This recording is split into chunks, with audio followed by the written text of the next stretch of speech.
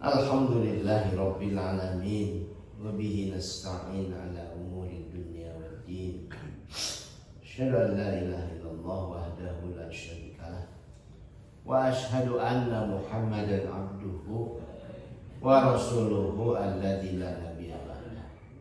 Allahumma fassalli wa sallim ala sayyidina Muhammad wa ala ali sayyidina Muhammad. Jamaah subuh yang Allah muliakan, alhamdulillah setelah kurang lebih berapa pertemuan ya? Berapa kali Sabtu? 2 kali Sabtu ya. Kita tidak membahas kitab hikam, kita balik lagi memulai kembali bahasan kitab hikam di bagian hikmah ke-13 sampai dengan 16. Kenapa 4 bagian ini disekalikan? Karena memang dalam kitab aslinya Ibnu Athaillah As-Sakandari menjelaskan 4 bab ini menjadi satu kesatuan sebagai bagian dari renungan beliau rahimahullahu ta'ala yang kemudian disyarah oleh banyak ulama, yang kalau diberi judul kurang lebih adalah ajakan beliau untuk membersihkan diri.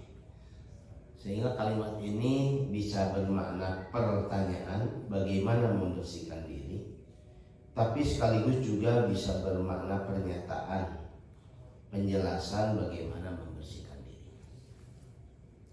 Dan dalam bagian ini secara pribadi saya kesulitan menerjemahkan beberapa kalimat-kalimat yang digunakan beliau. Tapi mudah-mudahan bisa kita dapatkan penjelasannya dalam waktu yang terbatas ini. Jamaah subuh yang Allah muliakan, Ibnu Athaillah menulis hikmah ke-13. Kaifa yusyriku qalbun suwarul akwani muntabi'atun fi mir'ati. Beliau memulai ini dengan pertanyaan kaifa, bagaimana yusriku qalbun, hati itu bisa bercahaya. Yusriku dari kata asyraqo, terbit, sehingga kita ketemu istilah suruk. Di sini kan ketemu istilah suruk, terbitnya matahari. Bagaimana cahaya hidayah itu bisa terbit dalam hati. Suarul akwan, sementara gambaran materi-materi, akwan itu materi, muntabi'atun fi mir'ati, memenuhi cermin dalam hati. Mungkin masih belum bisa dipahami penjelasan kalimat ini, di mana Ibnu Athaillah sedang mempertanyakan, kalaulah ada di antara kita yang berharap bagaimana hati kita bercahaya dengan cahaya hidayah. Cahaya hidayah itu sulit untuk menembus, sulit untuk menyinari hati kita ketika hati kita plus yang dimaksud pikiran kita dipenuhi oleh gambaran-gambaran tentang berbagai hal yang sifatnya materi. Sementara Allah Subhanahu wa ta'ala cahayanya bukan materi, spiritual. Saya lanjutkan dulu dengan yang ke-14. Am kaifa yarhalu ilallahi wa huwa muqabbalun bisyahawati. Atau bagaimana dia akan berangkat kepada Allah padahal dia masih terbelenggu oleh nafsu syahwatnya.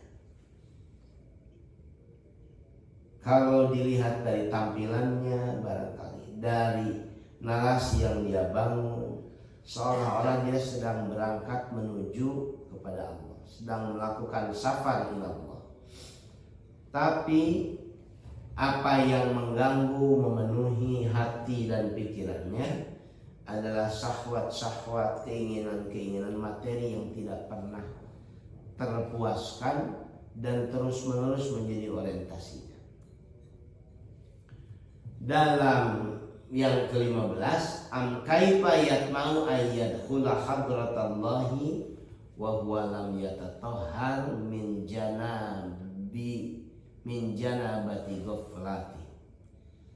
Atau bagaimana dia akan masuk ke hadirat Allah Subhanahu wa taala padahal dia jauh dari kebersihan diri, kebersihan hati yang membuat pantas masuk ke dalam hadirat Allah. Dia belum bersih dari kelalaiannya. Atau kaifa yarju ayyafhama daqaiqal asrari wa huwa lam yatub min hafwatihi. Atau bagaimana dia berharap akan mengerti berbagai rahasia yang tersembunyi padahal dia belum bertaubat dari kekeliruannya. 4 hal ini akan kita bahas insya Allah di bulan Desember ini. Kita memulai dari yang pertama, dari yang ke-13. Bapak yang memuliakan, seorang pengusaha atau seorang politisi atau siapapun yang selalu dipenuhi pikirannya pebisnis itu dengan bagaimana menjaga cash flow, bagaimana kemudian komoditasnya bisa laku, di mana tempat yang murah dan lain sebagainya, atau seorang pejabat yang sibuk kesehariannya dengan memikirkan kesejahteraan dirinya, kesejahteraan keluarganya, dan kemudian dia melalaikan hak-haknya, kewajiban-kewajibannya kepada Allah seperti salat, zakat, puasa, dan kewajiban yang lain. Pada kondisi seperti demikian, bagaimana mungkin hatinya bisa dimasuki hidayah Allah yang mencerahkan, sementara di dalam pikirannya, di dalam hatinya dipenuhi dengan urusan kepentingan dunia yang terkadang bisa demikian gelap, menutupi cahaya-cahaya ilahiyah yang asalnya bahkan masuknya tidak seketika tapi secercah demi secercah. Saya kutipkan satu pengalaman kecil Pak kemarin. Kebetulan saya ngantar kurang lebih sekitar 14 orang. Dari 14 orang yang diantar itu ada 2 sosok yang menurut saya penting untuk disampaikan. Yang pertama, 2 sosok ini bekerja sebagai pebisnis dalam sektor perminyakan. Bekerja di rekanan Pertamina, ngirim solar untuk memasok ke SPBU di Timika di Papua. Jadi dari Jakarta ke Makassar, dari Makassar kemudian ke Timika. Bisnisnya itu ditunjukkan pada saya video-videonya, ditunjukkan foto-fotonya sebagainya. Bisnis yang bagus lah untuk memenuhi kebutuhan banyak masyarakat dan sebagainya.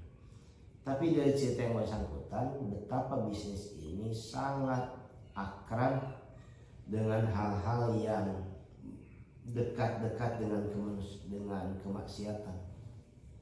Ada suap menyuap, ada lobi-lobi kotor dan lain sebagainya supaya proyeknya bisa berjalan. Jadi yang bersangkutan menunaikan ibadah umroh sekaligus juga sebagai upaya melakukan pertaubatan, pembersihan dari keburukan, kekotoran, dosa, maksiat yang demikian akrab dalam bisnisnya.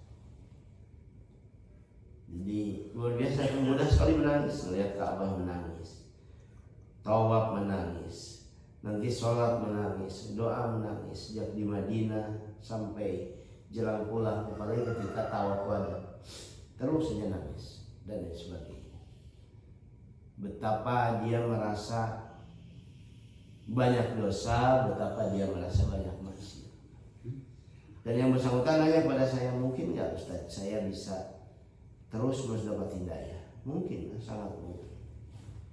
Tetapi kalau diajukan pertanyaan sederhana, Bapak-bapak, mungkinkah seseorang yang akrab dengan aktivitas maksiat dan sehari-hari berpikir tentang bagaimana itu dilakukan, bagaimana dari hari ke hari bisa lebih canggih dan lain sebagainya, mungkinkah dia akan mendapatkan hidayah yang hidayah itu bertahan menyinari hatinya, pikirannya, dan aktivitasnya? Ada susah.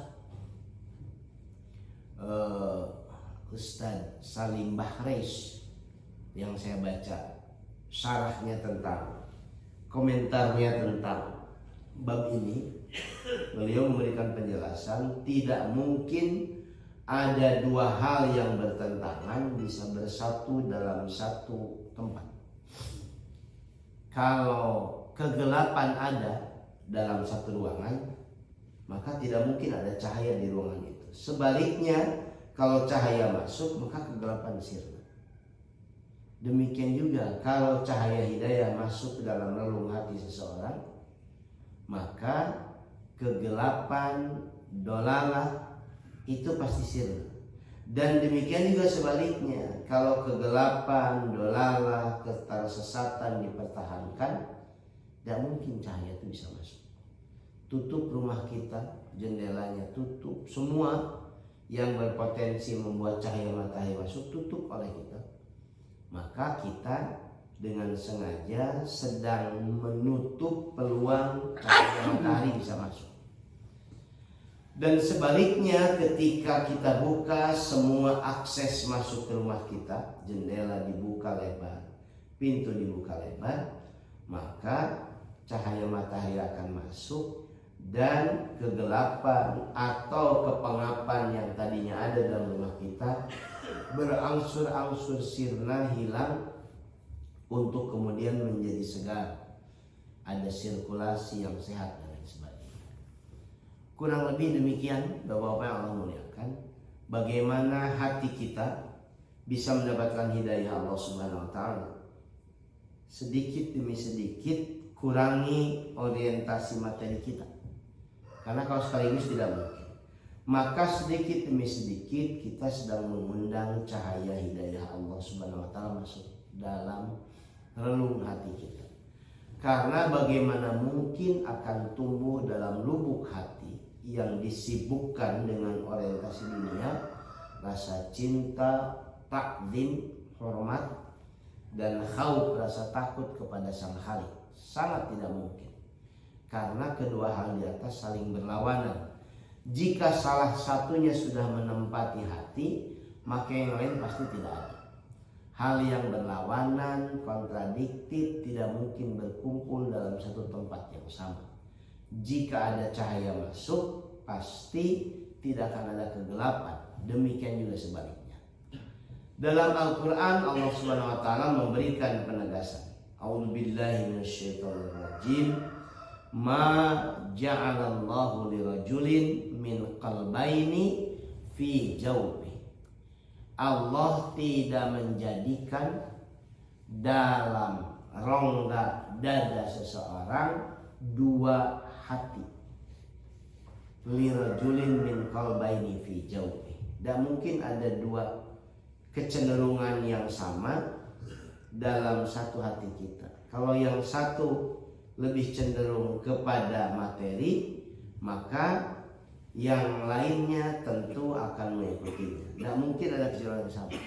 Sekarang kan banyak di antara kita yang memahaminya bahwa ya nggak apa-apa punya orientasi dunia, punya ambisi, nggak apa-apa. Tapi sekaligus juga berikhtiar untuk bisa tetap dekat pada Allah Subhanahu wa taala. Secara teori mungkin saja cara pandang seperti itu bisa, tapi dalam prakteknya ternyata lewat ayat ini Allah menegaskan tidak mungkin dalam hati seseorang ada dua kecenderungan. Ma ja'alallahu lirajulin min qalbayni fi jawfi.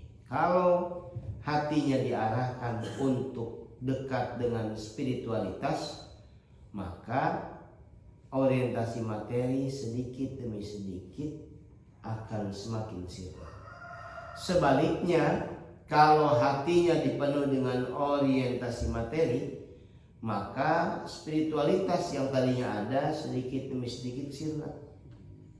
Saya masih melihat sampai hari ini orang-orang yang sudah sangat sepuh, di usia sangat lanjut, orientasi dunianya ternyata tidak jadi berhenti, bukan jadi berkurang, bahkan bal yazdad, kalau kata Nabi, bal yazdad, makin bertambah, makin bertambah. Coba Bapak cermati pemerintahan di Amerika misalkan, usia 78 tahun itu presiden Amerika, luar biasa tuh. Bagaimana di usia sekian orang bisa demikian garang, bisa demikian orientasi kekuasaan yang luar biasa. Di banyak tempat juga sama, termasuk di kita dan sebagainya. Sebaliknya, kita juga akan menemukan ada orang-orang yang mungkin usianya relatif muda, belum 50-an, masih 40-an, tapi sudut pandangnya menjadi demikian spiritual dan lain sebagainya. Seperti dicontohkan dalam kisah Nabi SAW.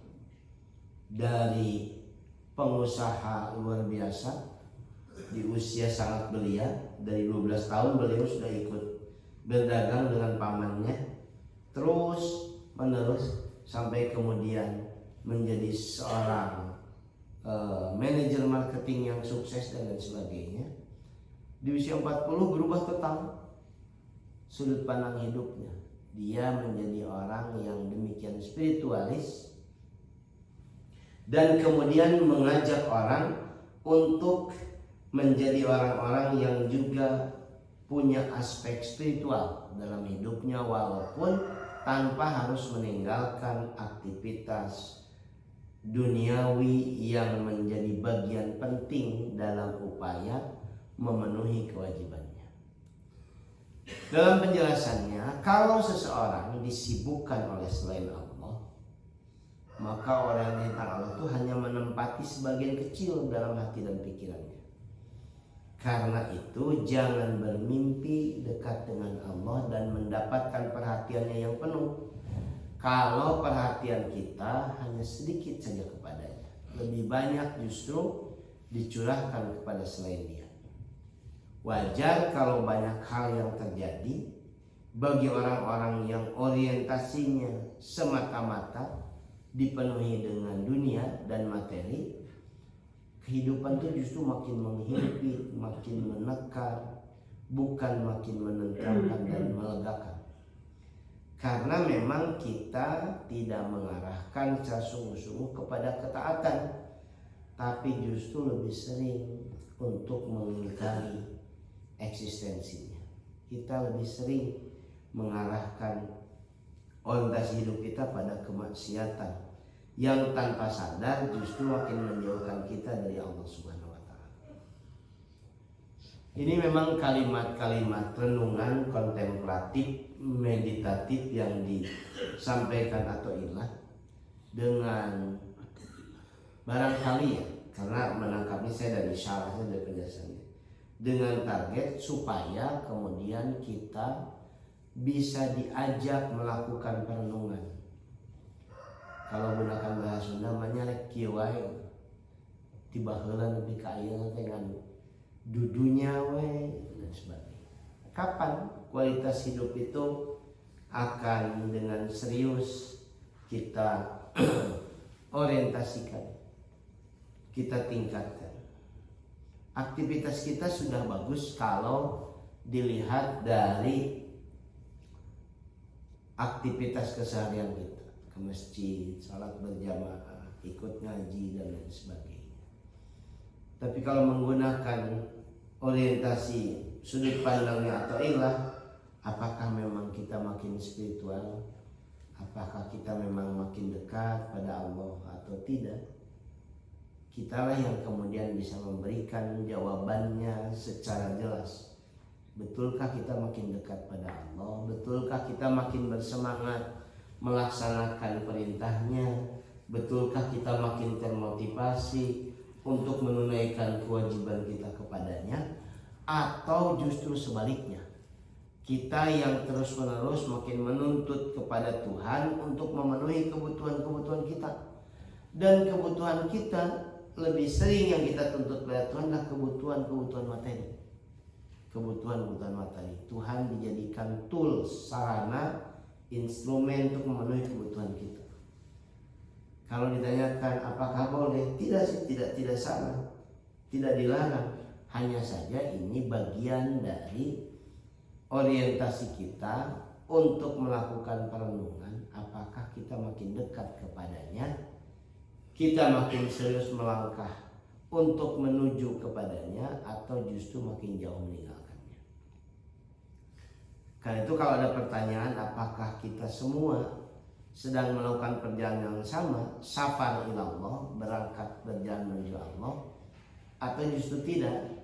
Karena ini penjelasan dalam syarah atau ilah, bagaimana mungkin hati seseorang bercahaya jika sudah terpenuhi dengan penyakit duniawi.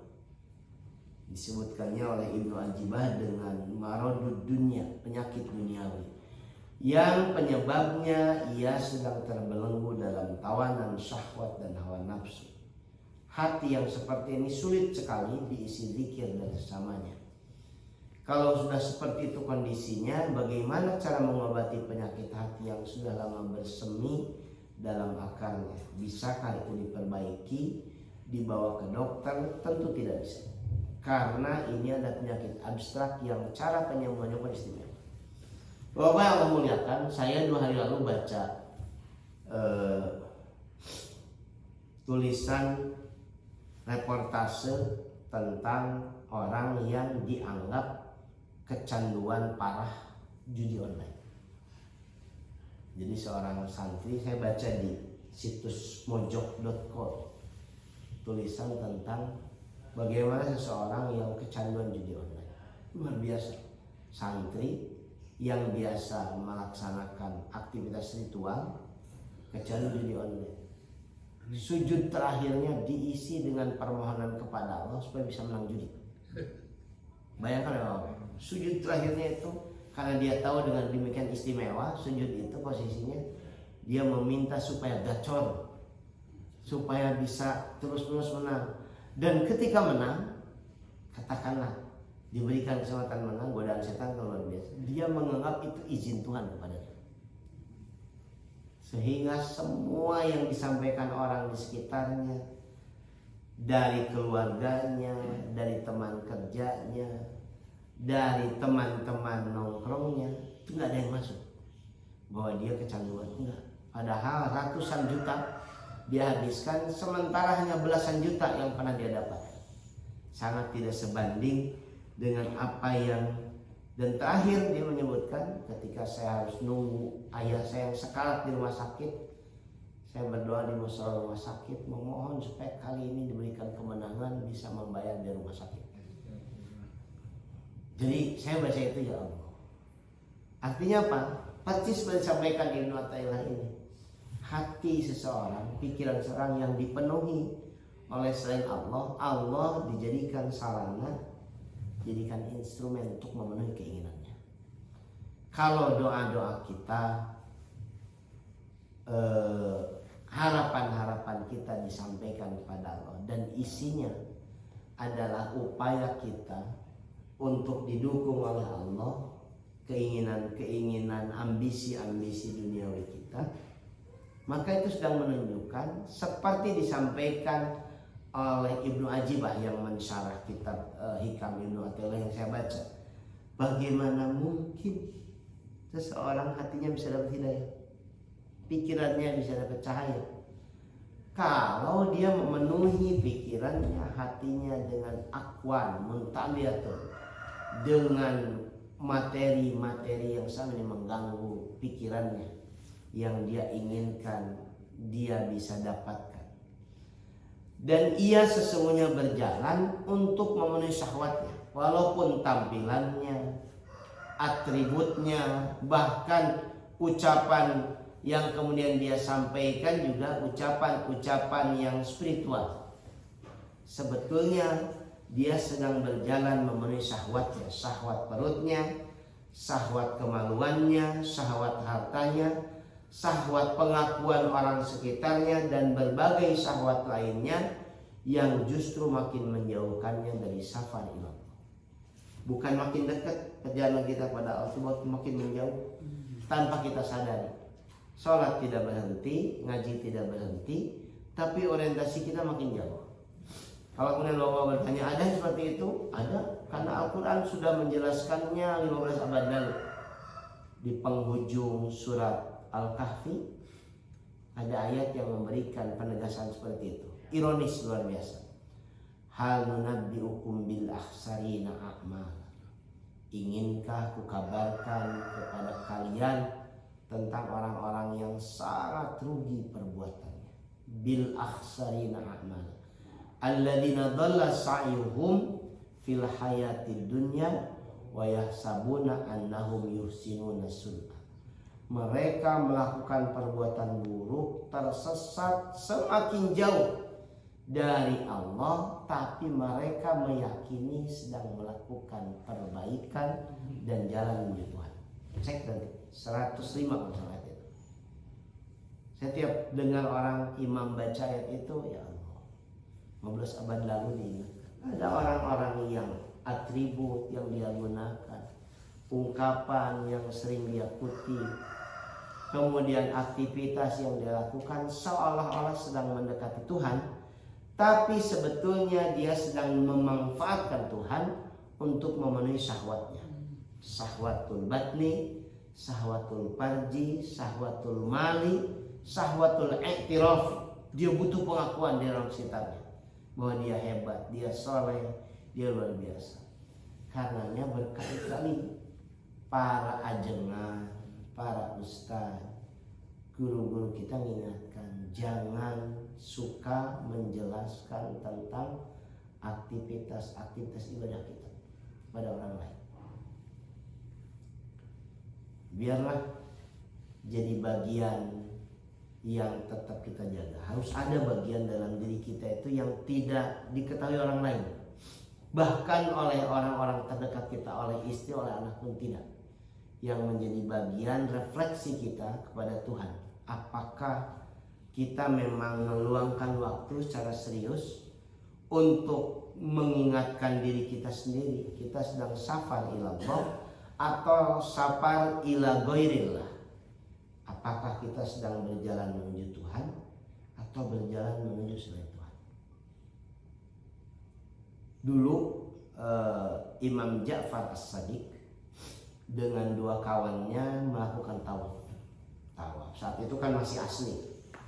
Setelah tawaf mereka naik ke Jabal Kubais, yang kalau sekarang itu jadi bangunan rumah peristirahatan keluarga Raja Fahad. Jadi kalau bawa keluar dari tempat sa'i, percis tuh sebelah kiri sebelum naik flyover tuh ada bangunan, dulu istana sebetulnya, tempat peristirahatan keluarga Raja Fahad.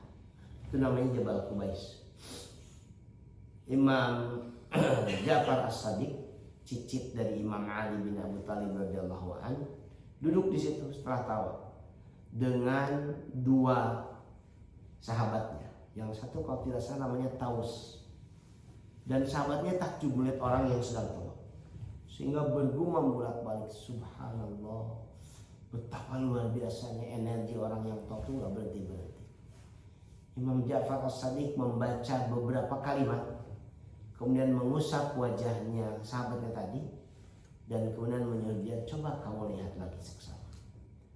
Ucapan subhanallah itu berubah jadi na'udzubillah, astagfirullah, karena dia menyaksikan betapa banyaknya anjing dan babi sedang tawaf mengelilingi Ka'bah.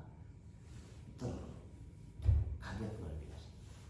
Saya ketika baca itu juga memang mungkin juga seperti itu.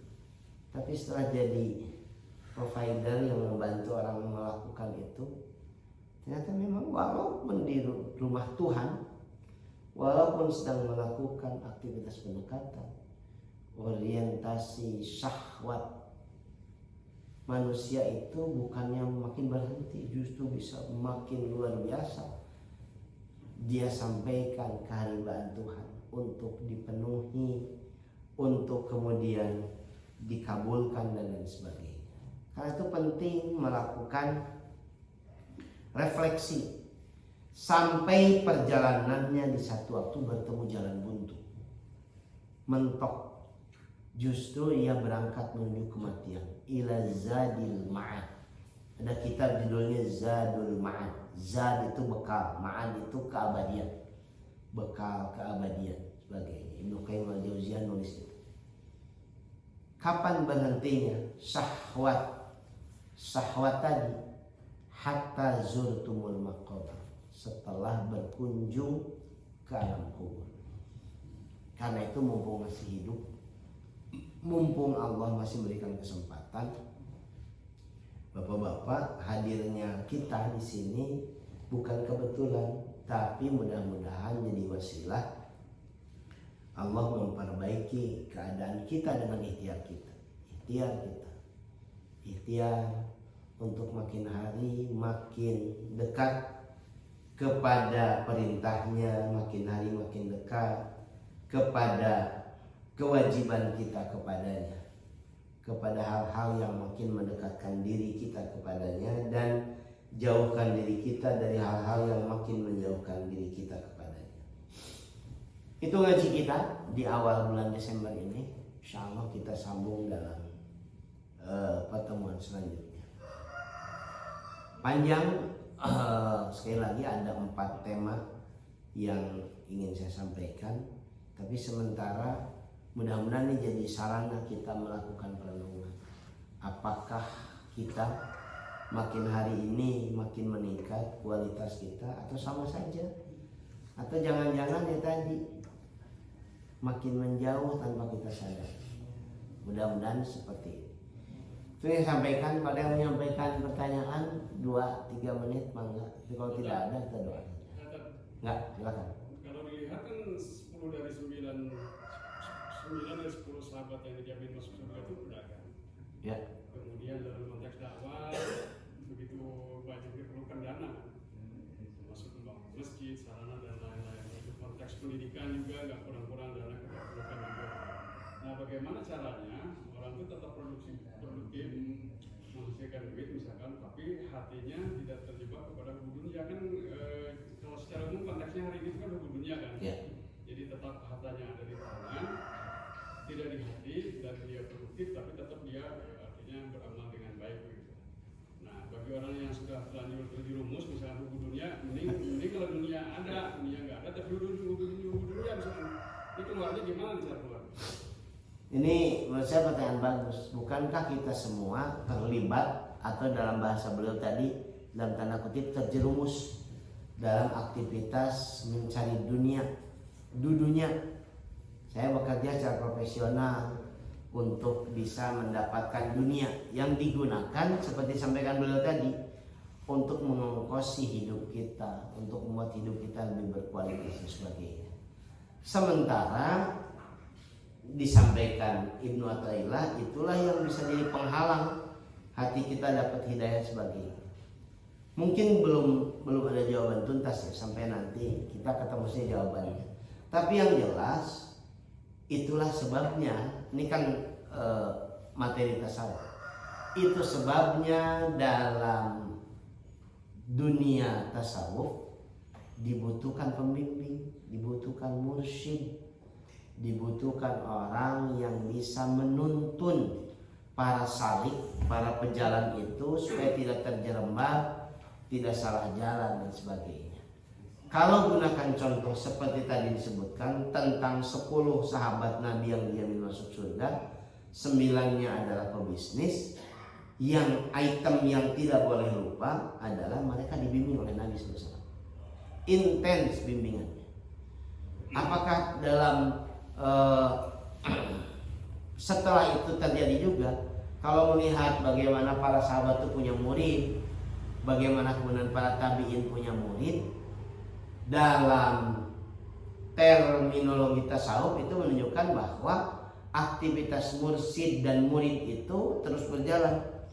Karena hampir sulit sekali Bapak, saya yang menyampaikan, hampir sulit sekali seseorang di masa sekarang apalagi bisa memenangkan pertarungan kalau dia sendirian. Jadi single fighter, sulit. Dakwah sendirian tuh susah Pak. Gak ada manusia super sekarang. Kalau Bapak sering nonton superhero, sekarang superhero-nya tidak Superman, tapi gabungan Batman bareng semua. Karena memang nggak bisa diselesaikan hanya dengan seorang Superman. Demikian juga aktivitas kita. Saya hanya berharap yang sedang kita lakukan ini jadi sarana untuk nanti sampai pada bisnis tetap harus jalan selama hidup. Aktivitas mencari nafkah kan kewajiban kita. Tapi bagaimana kemudian itu tidak menjungkirkan kita ke dalam hubud dunia tak berkesudahan, tapi bisa bermanfaat dalam kehidupan. Itulah yang kemudian menjadi keterampilan yang terus-menerus mesti dilatih. Dalam bahasa agama kan rezeki yang kita cari itu rezeki yang berkah. Berkah itu pernah saya sampaikan di sini bolak-balik. Maknanya adalah ziyadatul khair. Apa artinya? Jadi banyak kebaikan. Kita mendapatkan rezeki kita bisa digunakan untuk bekal ibadah, bisa digunakan untuk bersedekah, bisa digunakan untuk kemudian mengembangkan pendidikan bagi anak kita, bagi kerabat kita, bagi orang sekitar kita, sekaligus juga bisa membantu sesama. Itu rezeki yang berkah. Dan itu hanya bisa diperoleh dari orang-orang yang terjun untuk mencari nafkah. Saya sepakat tadi dengan 9 orang dari 10 sahabat yang jamin masuk surga. Ada nama besar di situ yaitu Abdurrahman bin Auf. Menurut beberapa riwayat, beliau adalah satu di antara semua sahabat Nabi yang paling lama dihisab. Kenapa lama dihisab? Itu kenal pisan. Pabrik nu iya, pabrik nu itu, usaha yang ini, usaha yang itu. Beda dengan orang yang mungkin cuma punya satu usaha atau cuma punya satu kerjaan seperti mayoritas kita. Lama dihisab. Tapi kan Nabi menyatakan dia termasuk ahli surga, ahlul jannah dan sebagainya. Jadi keterampilannya mudah-mudahan nanti didapatkan sambil berjalan lewat bimbingan, lewat arahan dari hidayah Allah yang sedang sama-sama kita ikhtiarkan. Bapak, itu ngaji kita ya Bapak, pengantar nih setelah kita tidak ngaji dalam 2 minggu sebelumnya. Dan saya mengucapkan terima kasih pada yang berkenan mengisi, mudah-mudahan jadi berkah ilmunya. Dan mudah-mudahan kita bisa lanjutkan ini dalam keadaan yang lebih baik. Aqulu qauli hadza astaghfirullah li wa lakum. Subhanakallahumma subhamdika asyhadu an la ilaha illa anta astaghfiruka wa atubu ilaik. Assalamualaikum warahmatullahi wabarakatuh.